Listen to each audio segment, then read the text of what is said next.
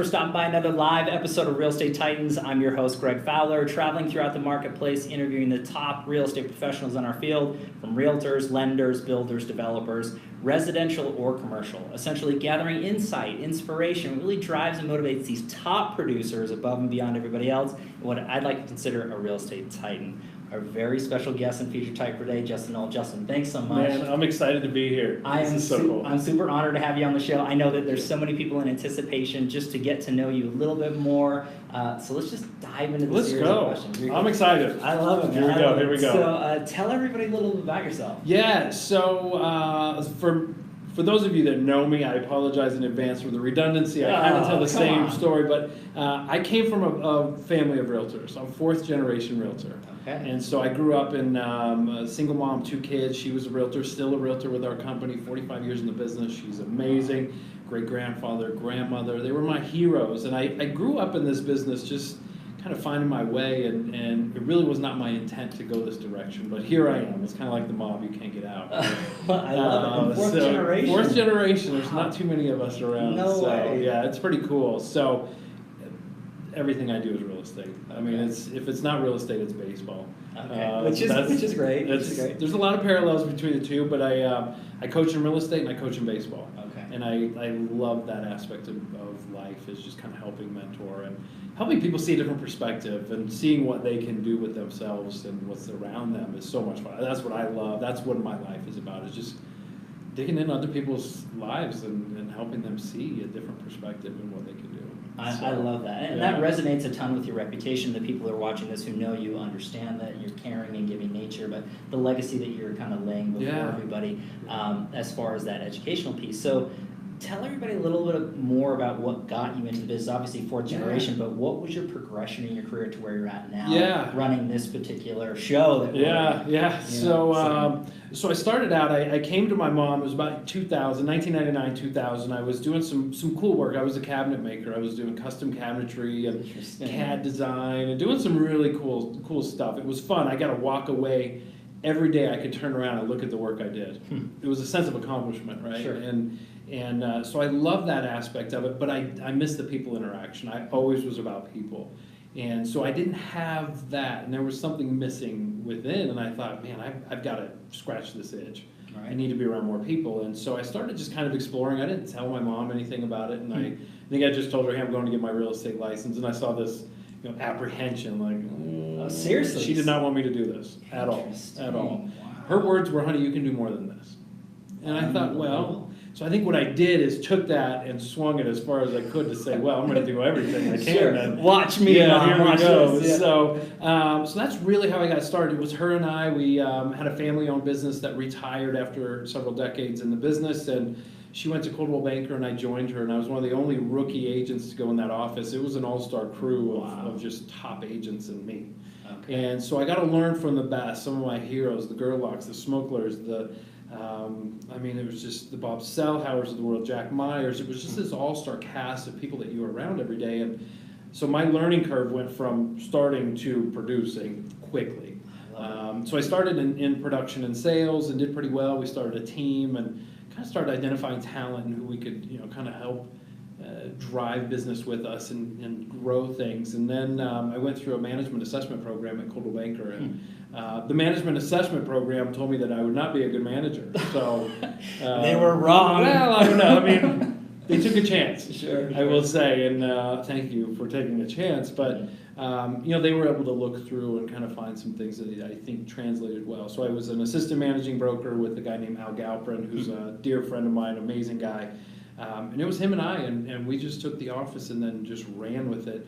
And then he left to do some things. We moved that office from Aurora over to First and University. Okay. So that was a big move. And did a merger and acquisition in there, Coldwell Banker did. So it was this blending of cultures and ideas and different programs and systems into one. And that's where I really got excited, was meshing things and kind of finding some opportunities within where people hadn't thought about something, and maybe let's try this or let's try that, or I really don't like you or your program. That was my challenge. Is like, oh, I'm going to make you like us. Yeah, so you'll understand. You'll later. get it at some point. Yeah, so that really was. I love going that direction of management, and then I became a managing broker with a partner, Clara Capano, Okay. who most everybody knows. A wonderful coach, wonderful professional. She's just sharp as can be. But her and I ended up managing that office after Al left, and it just was amazing. The growth that happened and the things that we had a chance to build there was so much fun at 6th and Grant Street here in Denver. So we built the office, we designed it, we did all those things as a group, and it just kept going and going. And then I came out of management. I was a little bit burned out of being a managing broker. Interesting. Yeah, it just, what I didn't appreciate and what I don't really enjoy is deal doctoring, we call it, or getting into, paragraph 14.4 of the contract. That's not my strength. Okay. I don't want to deal with that. I want to deal with the emotions and the science behind the deal and how do we get more and that kind of stuff. So Okay. I just said I'm not terribly interested in that. So I stepped back and started doing some investing and started to build our team back up. And then I got involved at the Denver Board of Realtors, Okay. which is where this whole thing kind of took to a new level. So I was elected as a director there, and then the next year was elected as the president of the association, and then we did the merger. It became the merger of DMAR is Okay. how it all came together. So DMAR, as it stands now, used to be 3 associations tied into one. It was quite an experience. It was 16 months of negotiations and bylaw changes and votes and negotiation. It was crazy. Wow. I always say that was the best education I ever had. Okay. Because I got to learn so many different personalities. I got to see pain. I got to see excitement. We got to build something from scratch, in essence. And then just the negotiations of mergers and acquisitions and doing that is it's incredible. So that really scratched an itch for me. And then I kept going and I've done all kinds of stuff, which is all boring. But now I'm at the car level and doing stuff for the Colorado Association of Realtors. I'm the incoming chair there. And I just love that part of it. I love growing things. I love seeing other opportunities. I love saying, this is work, but how do we pump it up and make it work even better in today's world? So, Love it. So that's a lot of what I do and how I kind of got where I am. And then with Madison and Company, I came here about 5 years ago. And Okay. Todd Narlinger, the owner of the company, asked me to come on board with our team, and we did well. And then a couple months in, he said, I want you in leadership here. Wow. And my first sentence out of my mouth was, that's awesome. I don't want to be managing broker. Yeah, I went It's not there. going to happen. It's not there. It's not there, everybody. Let's just lay this out. Yeah. And he said, fantastic, because that's what I like to do.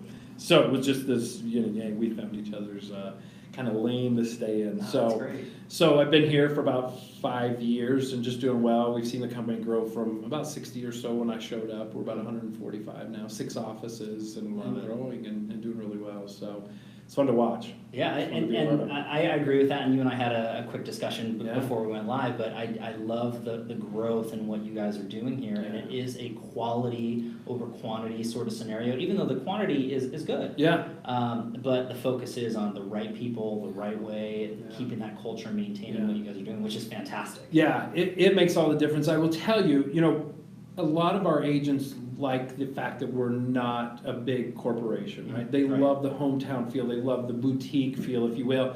And I always go back to the boutique definition is not about size. Mm-hmm. It's about the relationships you have within. Well said. Right? So I implore our agents to get to know each other, get to know what each other's business is, not just, well, they're in that office, I don't want to know. We had this conversation yesterday. It was like, guys, I don't want to come to meetings anymore and say, well, I don't know anybody. Right. Well, you're in sales. Go know them. You're right. Go shake someone's hand. Get out there. So we really just say let's be open and honest and collaborate. It's easier to collaborate with people that you know what they're doing, right? And you know how they respond to things, and that's where we really want to get them going. So for us, we want to maintain that boutique feel with growth in mind. It doesn't have to remain small. But that means we've got to do a better job internal communications and connecting the dots between people, and that's what I do. I always like to say, people are like, what do you do? I'm like, well, I don't really know. I clean up after a lot of stuff. That's right. Justin's everywhere. Yeah, he's everywhere. I'll move furniture. I don't care. But it's kind of the chief people officer, the CPO, if you will. Sure. I'm just trying to connect people, and that's really what I love about this in the growth side. We talked about a little bit, we focus on a couple things. One is the PPA, production per agent. Right. Right? So when you talk about being a company that recruits to culture and has standards of what we do, that is something that we take very seriously. Is yes, you're a good person. Yes, we like you. Yes, you're going to contribute. But what does that look like to your production? What does that look like? And we're not only hiring just top producing agents. That's not it. But are you coachable? Do you listen well? Are you disciplined? You know, what have you done in the past? I ask questions like, what pain have you had in the past that has kind of shaped in who you are? And so we deal with a lot of that. So that, when you can get somebody to be honest in an interview, they're probably going to be honest with each other out here. And that's what I look for a lot. So we profile, we take our time to hire. I don't hire anybody the first day. Wow. And I sit down and tell people, and even in this day and age, I said, this is a lot like dating. The first date is just to get to know people. You might walk out of here and go, I don't want anything to do with this guy again. Wow. Or we might say the same, like it's not a good fit, but we walk away and take time and separate ourselves from the energy of the conversation, right? Everybody's excited to learn. But we kind of slow it down and let each other punch holes in questions. You know, what about this? You said something here that makes me a little bit nervous, or how would you handle this? And they do the same to us, so it's a process, and I think that's changed the game for us, is we're very deliberate about how we go.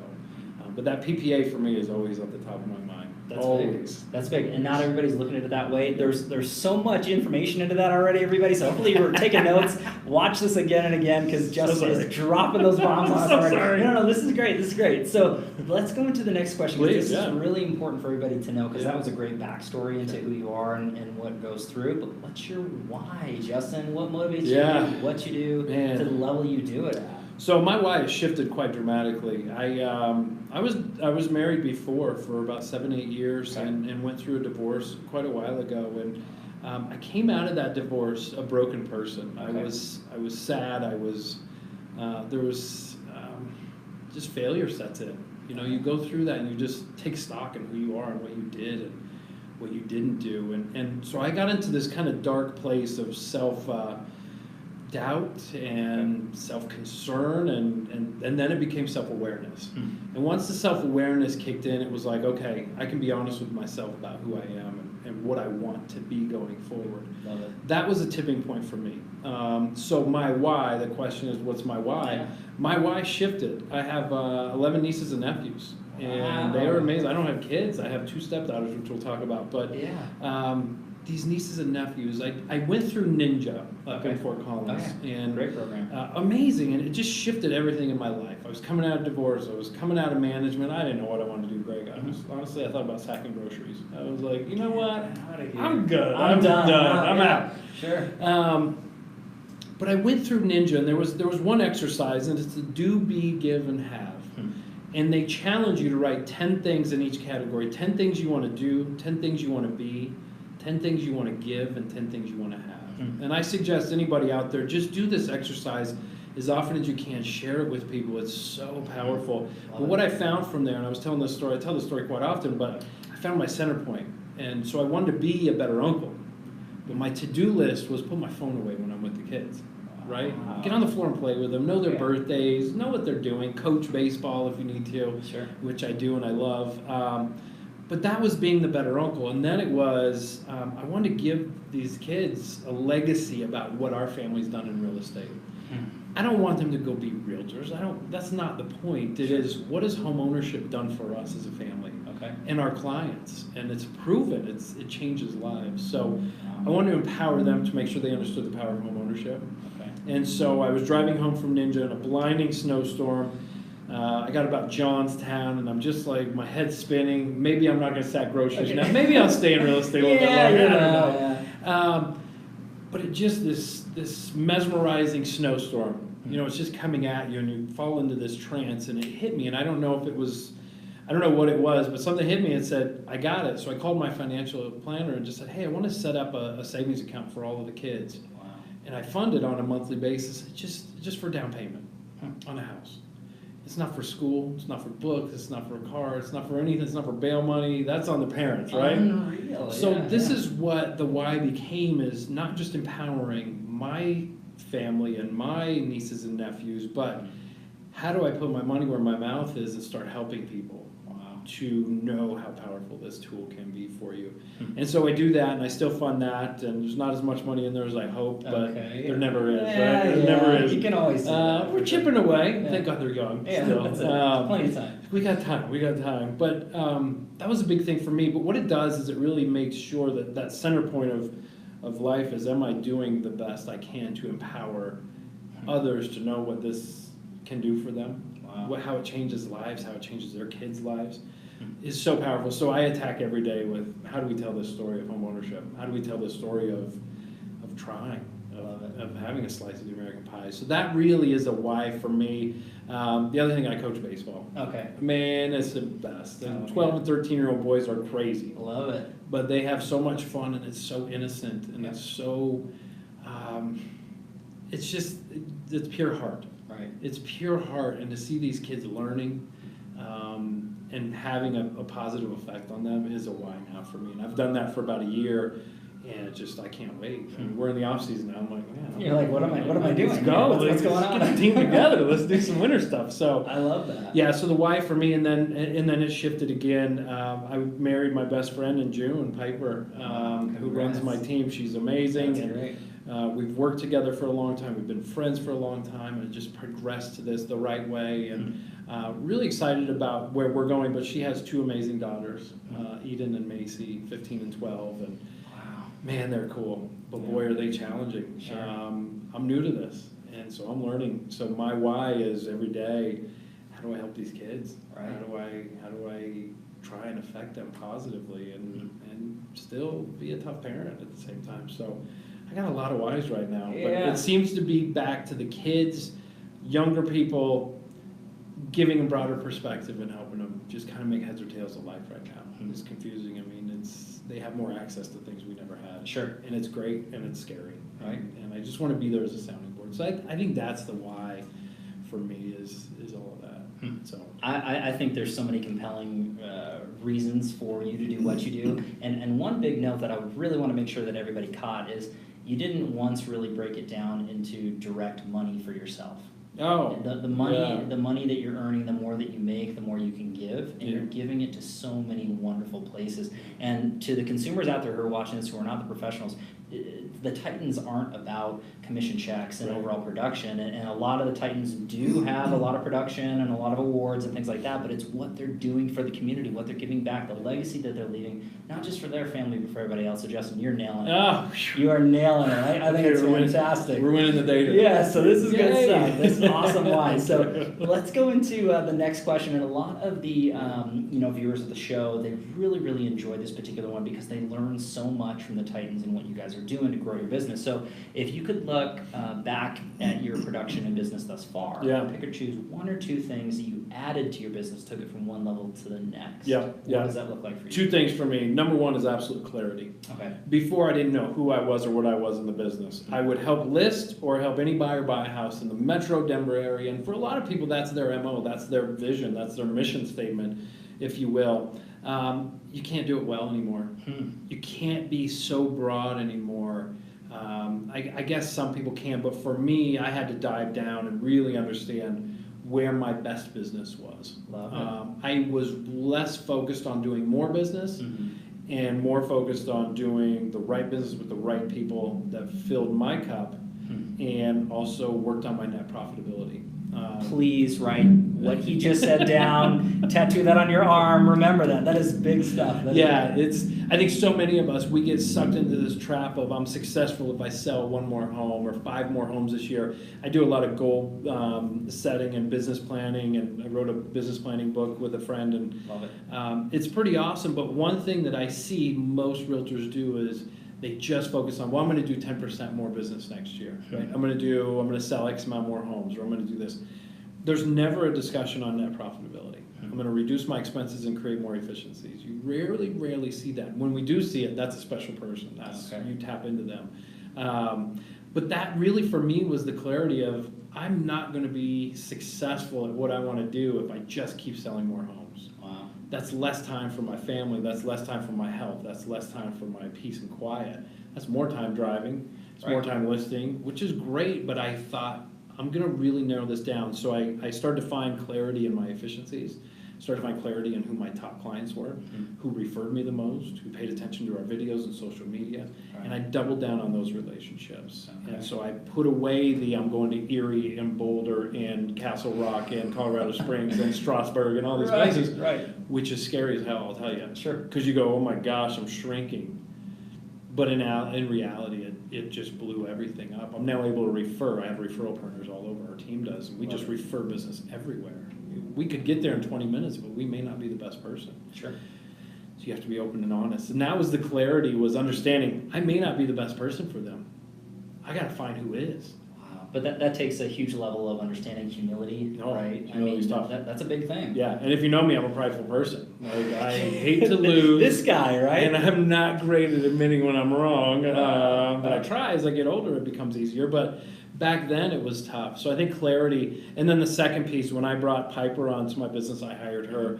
I focused 100% on the systems. Okay. And so we always ask this. I always tell my team or anybody that we're working with here is, if X happens, make sure Y is answered.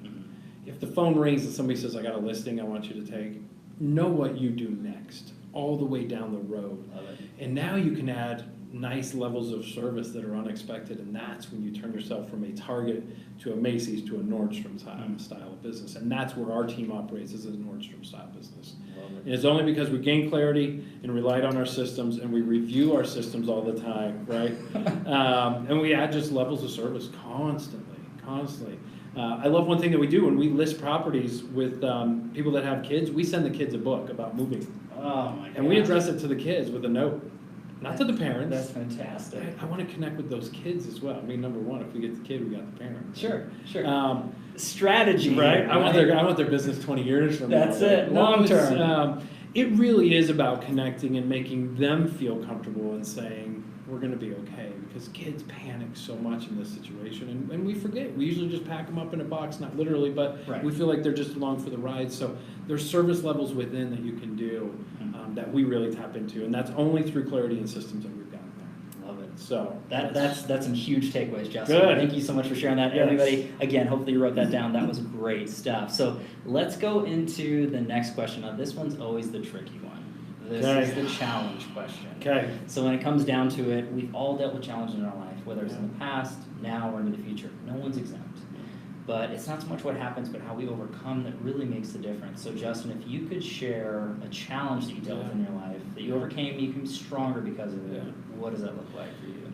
I guess it's a moment of honesty, right? Yeah. A few things have happened. I lost my grandmother, who was my hero. She was absolutely, and I'm writing a book about her with my mom right now, and she was, it's the greatest story I've ever heard. And she was just an amazing person, and I could go on, but I lost her, and that really set me back, but it didn't stop me. Okay. And then I lost my dad, who I was kind of close to, but he battled addiction and alcoholism, and I remember I was showing a property when I got the call, and I remember exactly where I was and what happened next, and it was, everything turned into slow motion.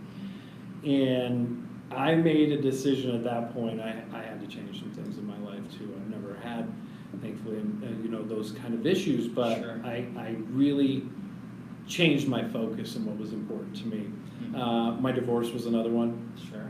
That was a tough one because I had to be brutally honest with myself about who I was. So I think those are some challenges externally.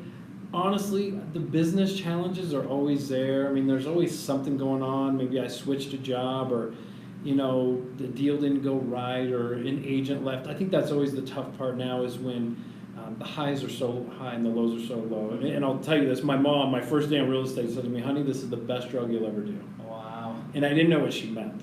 And I was 23, a smart ass. I said, you don't know what drugs I've done. What are you talking about, Mom? You don't know. I hadn't done much. So. Right. But what she meant was the highs are so incredibly high. And you have to take time to celebrate them. You have to take time to share in that celebration with others, and pull those close to you around and share in that happiness of a win, or helping somebody do what they didn't think they could do. And the lows are so low. It's incredibly low. It's to have a deal crash at closing, people crying, and their dream is lost, or they have nowhere to go. And you have to go back to work for them is so low. can be demoralizing at times.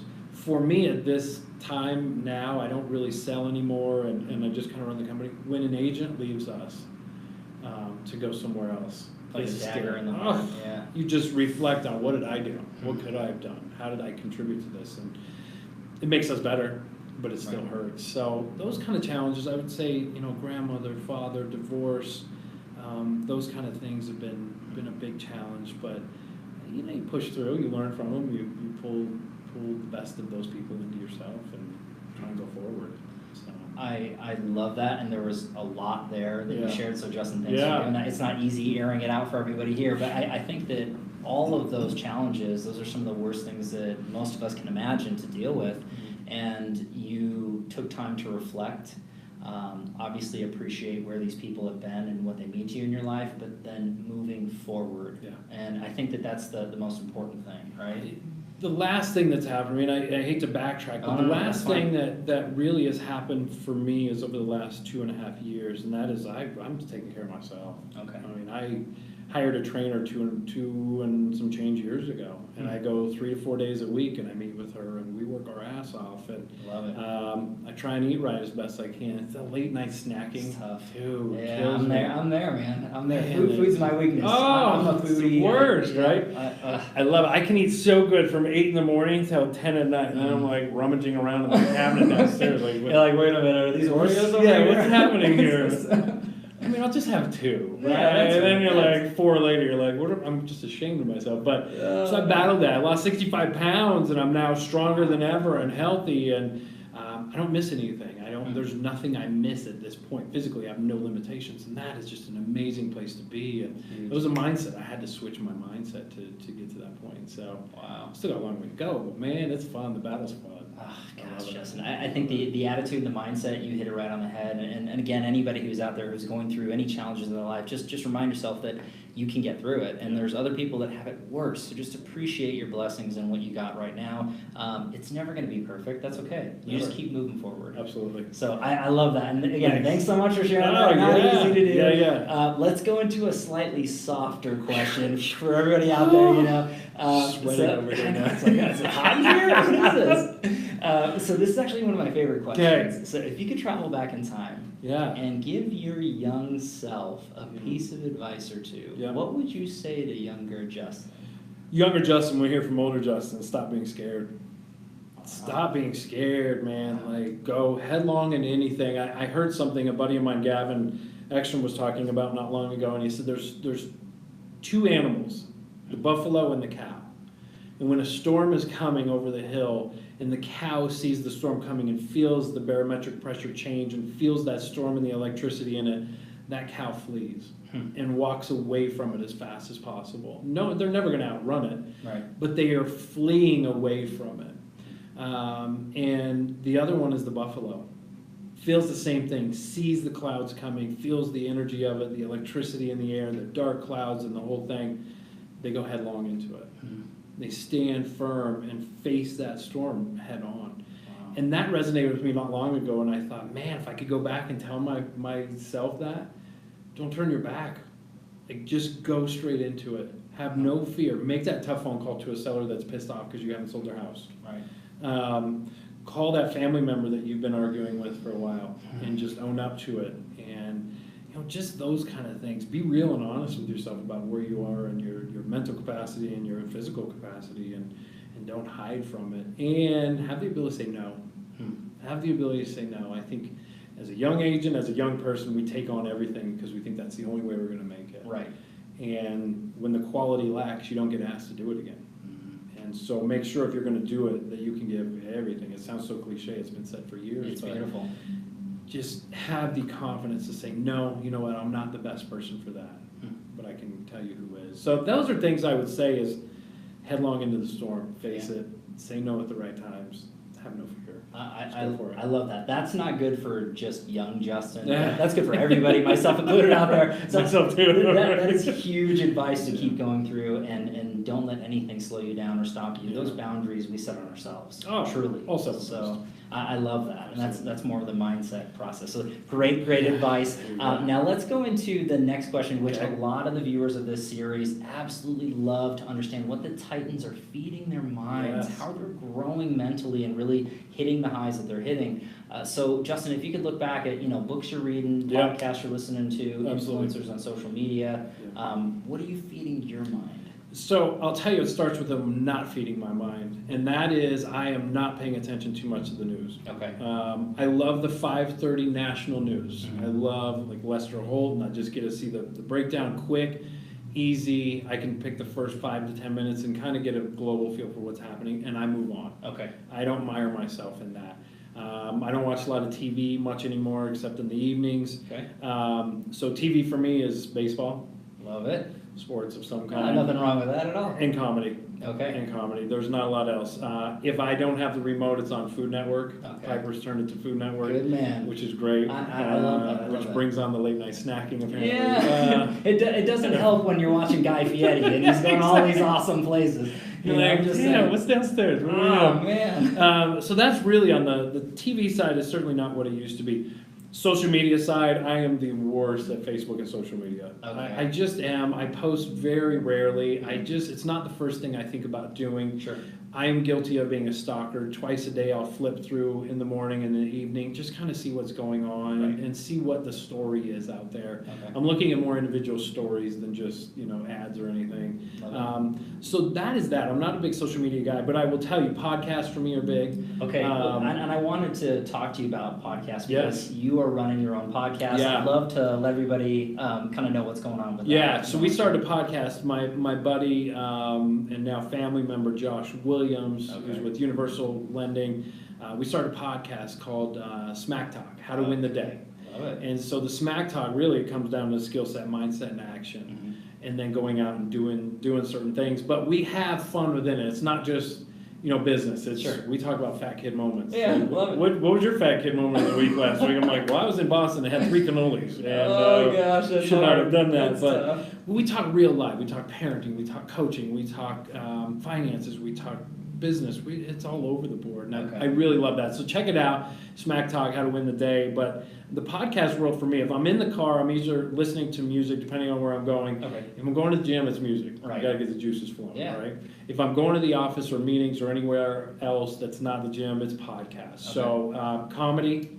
I listen to Sklar Brothers. They're hilarious. I just love listening to them. Great. A couple other small podcasts here and there. I listen to TED Talks. Okay. Love TED Talks.